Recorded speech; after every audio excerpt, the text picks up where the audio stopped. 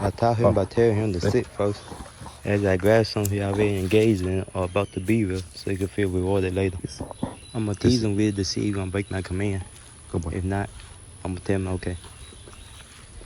The key to this is to slightly increase the time.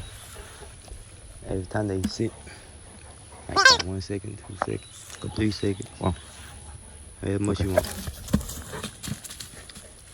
As time fly by, you could sit down for up to 10 minutes.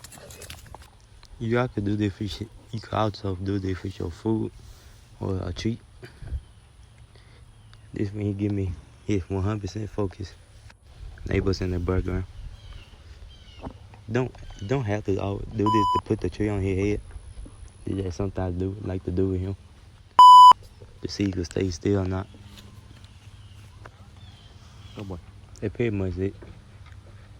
Don't forget to like, share, comment, and subscribe. Good boy. And I will see you next time.